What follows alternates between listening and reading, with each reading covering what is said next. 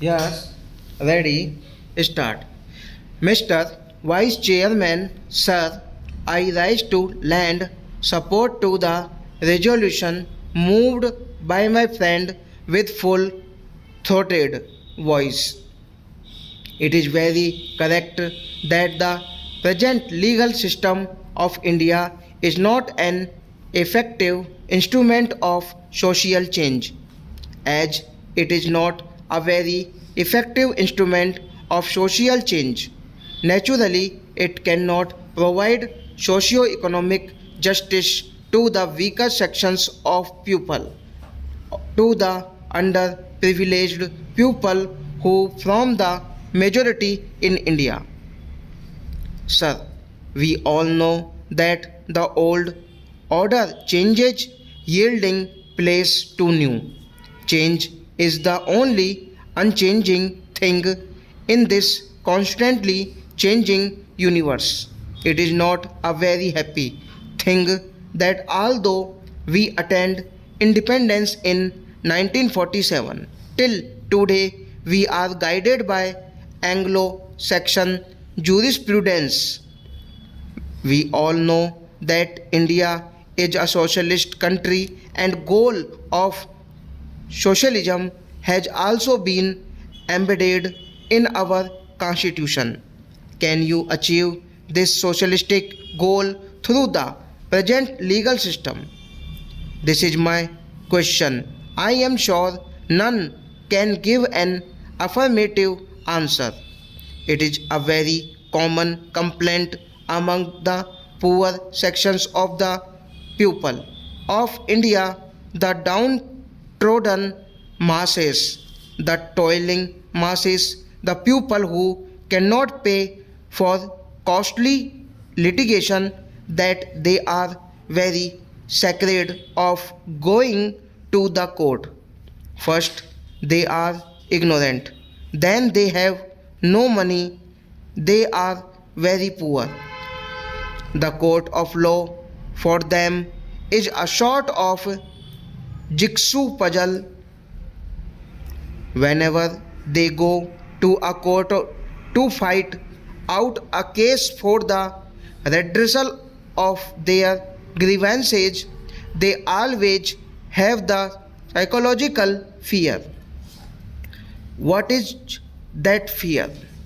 What is the use of going to the court if I go to the court for might fight our us case? It will take 3 years to 10 years or maybe 20 years. Who knows? So this inordinate delay in the dispensation of justice is a great hurdle for the poor people who cannot fight out costly cases, and even when they go to the court, the poorer sections of people have to pay exorbitant fees to the lawyers. In the process, they lose all their property, lock, stock, and barrel, and whatever they already have. There is very interesting story. Two poor people were fighting out a case in the court over land.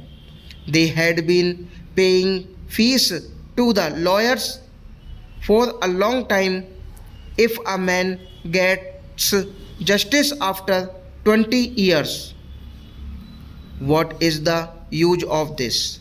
Now, as far back as 1928, Pandit Motilal Nehru laid great emphasis on judicial reforms, and in the 50s also of the old bloc, Pandit Jawaharlal Nehru harped on the same string. Now, when people go to the court day after day, they have to wait. And why? Because some of the people do not know the actual procedures. Some people are afraid of going to the court, and poor people have got a sort of sentiment that these courts are meant for the rich people, for the affluent sections of the society, for people with rest and fortune, and it is not meant for the poor. If we introduce this sort of judicial reforms by appointing a commission by which this sort of misgivings and apprehensions are utterly removed from the minds of the poor people of India. The earlier is done, the better it is for our country.